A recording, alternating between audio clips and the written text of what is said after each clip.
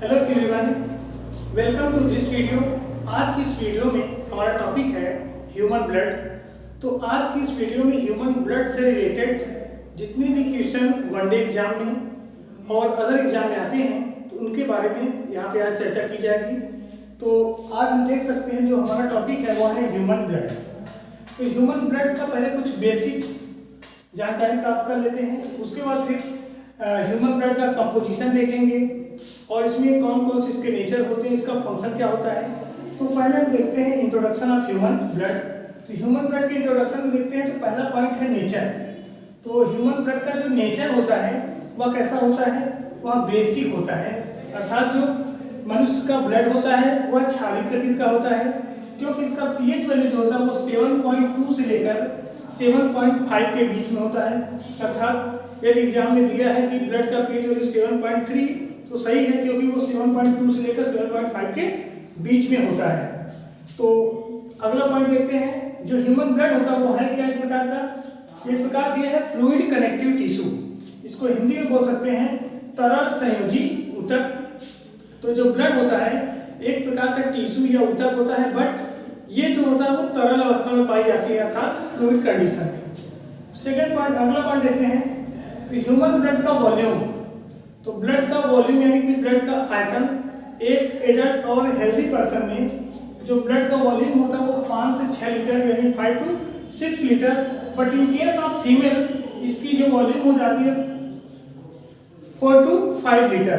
तो फीमेल में इसका वॉल्यूम घट जाता है, अर्थात कितना हो जाता है 4 से 5 लीटर।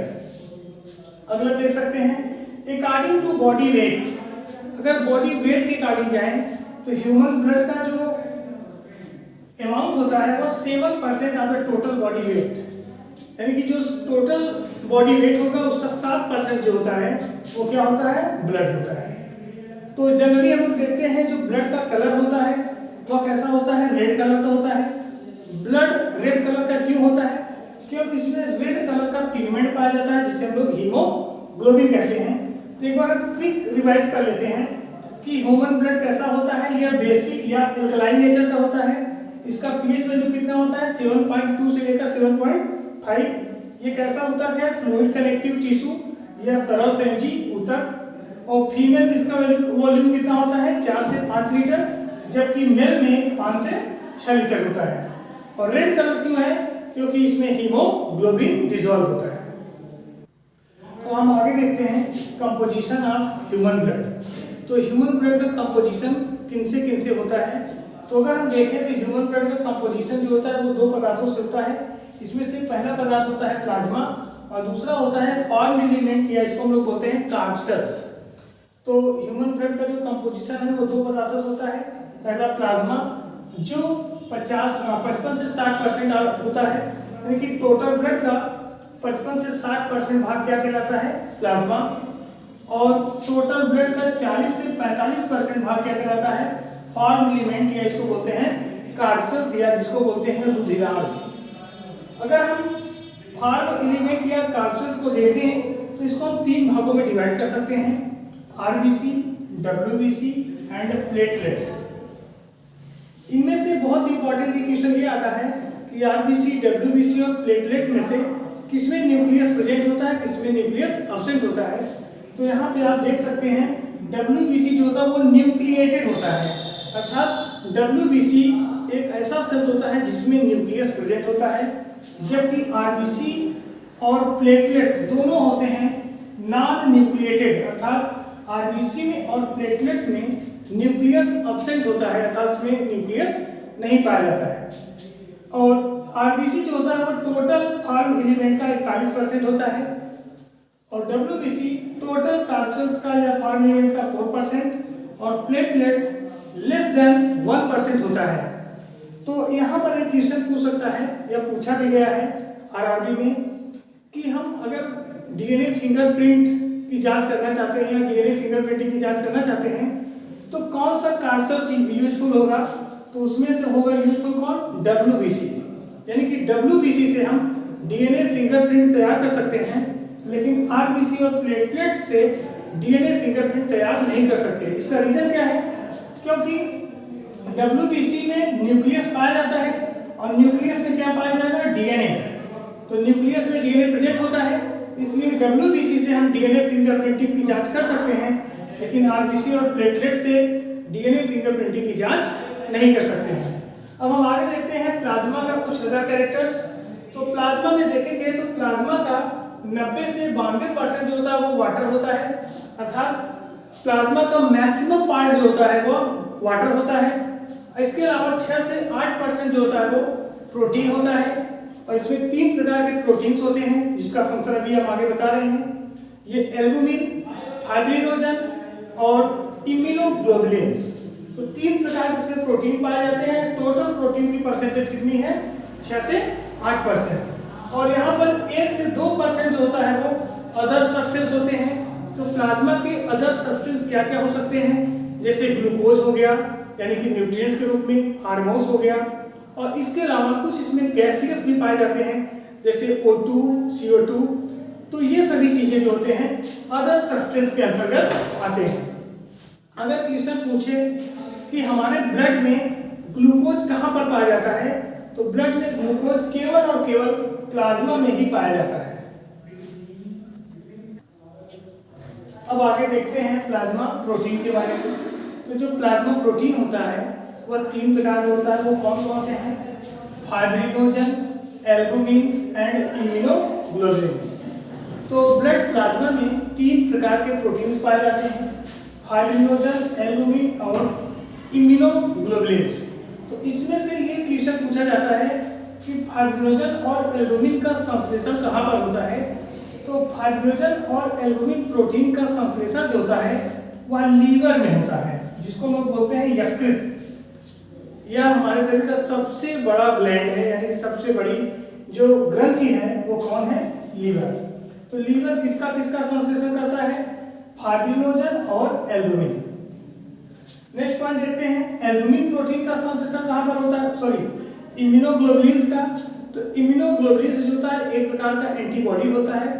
इसका संश्लेषण लिम्फोसाइट में होता है, T4 लिम्फोसाइट में भी होता है और B लिम्फोसाइट में भी होता है। तो अब इन तीनों का फंक्शन देखते हैं। तो फाइब्रिनोजन का जो मेन फंक्शन होता है वह होता है ब्लड कोएगुलेशन, यानी कि रुधिर का थक्का जमाने में जो सहायक प्रोटीन है वो कौन है? फाइब्रिनोजन। तो बता सकते हैं हेल्प इन कोएगुलेशन। तो फाइब्रिनोजन रुधिर का थक्का जमाने में सहायता करता है। दूसरा है एल्बुमिन, ये क्या करता है? Maintain osmotic pressure. यह हमारे ब्लड में ऑस्मोटिक प्रेशर को मेंटेन करता है। जबकि जो इम्यूनोग्लोबुलिन्स होता है इसका सिंबल Ig होता है। तो ये रिस्पॉन्सिबल फॉर होता है इम्यून सिस्टम, हमारे शरीर की रोग प्रतिरोधक क्षमता को मेंटेन करने के लिए जो प्रोटीन होता है प्लाज्मा में उसे हम लोग बोलते हैं इम्यूनोग्लोबुलिन्स। तो इस प्रकार से 3 प्रोटीन कहाँ पर पाए जाते हैं? प्लाज्मा में। और इनमें से सबसे जो इंपॉर्टेंट है वो है फाइब्रिनोजन। ज्यादातर एग्जाम में क्वेश्चन इसी से पूछे जाते हैं कि ब्लड क्लॉटिंग प्लाज्मा प्रोटीन का क्या नाम है? तो वह है फाइब्रिनोजन, और इसका संश्लेषण कहाँ पर होता है? लीवर में। अब हम आगे देखते हैं आरबीसी के बारे में। तो आरबीसी का पहली बात तो फुल फॉर्म पता होना चाहिए। तो आरबीसी का जो फुल फॉर्म होता है वह रेड ब्लड सेल्स या रेड ब्लड कार्पसेल्स होता है। ऐसे हिंदी में लाल रुधिराणु कहते हैं। और एक दूसरा क्वेश्चन जो इसका मोस्ट इंपॉर्टेंट है कि आरबीसी का दूसरा नाम क्या है? तो आरबीसी का दूसरा नाम होता है एरिथ्रोसाइट, यानी कि other name of RBC is the erythrocyte.